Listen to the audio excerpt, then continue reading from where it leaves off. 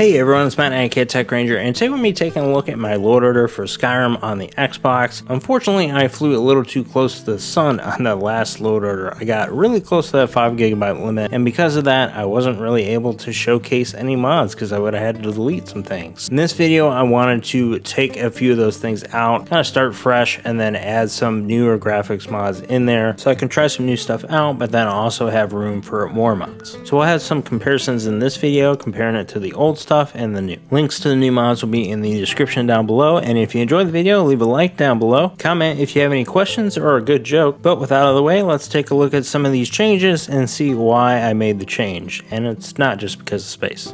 So the first area that I wanted to change was the character mods that I had. I had several, and some of them were redundant. Not to mention, the Definitive Beauty Pack is no longer available on Bethesda.net, at least at the recording of this video. So I landed on the Monstrrous Beauty Pack, which actually combines a lot of the things that I had spread across those multiple mods, and then gives me kind of the same look, or at least the premium look, or different look than vanilla that I was going for. This will cover skins, faces, different accessories a character might have, and switch up some of the hairstyles in the game, which will keep you from having to download multiple mods to get the same effect. This saved me a lot of space, but if you need to save even more space, Love King has the Ultimate Sephora's bundle, a mod that combines a bunch of beauty mods into one, but also saves you some more space than the one that I used. Just keep in mind, messing with something like a character mod on an existing save isn't advised. You might see some weird stuff, so starting a new game or a new save is the way to go, just to make sure that nothing goes wrong. You can always try saving in a cave before you do a big change like that, just away from any NPCs. That way nothing is loaded when you actually make the change, but there's no telling that'll work 100% of the time. So that was the first step in getting the size down in my load order, and the next spot we're going to bring our attention to is in this next section, and that is graphics mods. Now the next area that I wanted to take a look at were these graphics pack mods. They are great, however they just take up way too much space, so we're going to switch those out for some new ones and use fewer mods that take up less space, and add another which I think adds some more immersion to the game, but I'm still keeping weather, trees, and the water mods. Doing this will allow me to take a look at Fantasia Landscapes because I've been meaning to look at that one for a while.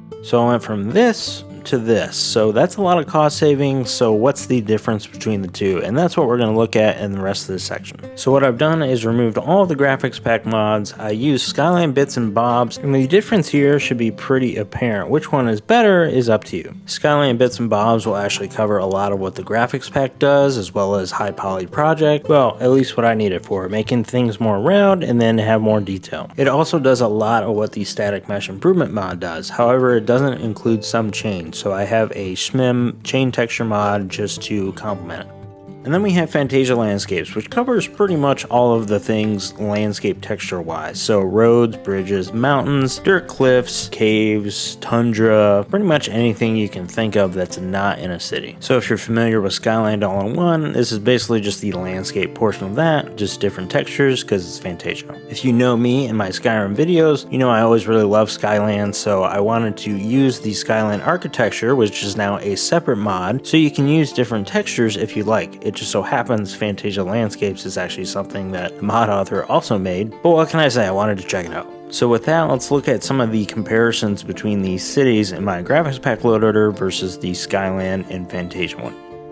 Now in some of these clips the weather has changed, so the lighting has changed, but just look at the textures themselves to see the differences. On the right we're going to have the newer mods that I installed, and then on the left we're going to have the graphics pack loader and then how that looks. Skyland was always going for a fantasy vibe in my opinion, so that makes mixing Fantasia with Skyland Architecture kind of more of a natural progression. A stark contrast between the two. But not only am I saving some space, but I'm also getting that fantasy look back into the game. And then for example, going from Fantasia Landscapes into Whiterun, a city, Skyland Architecture just looks natural.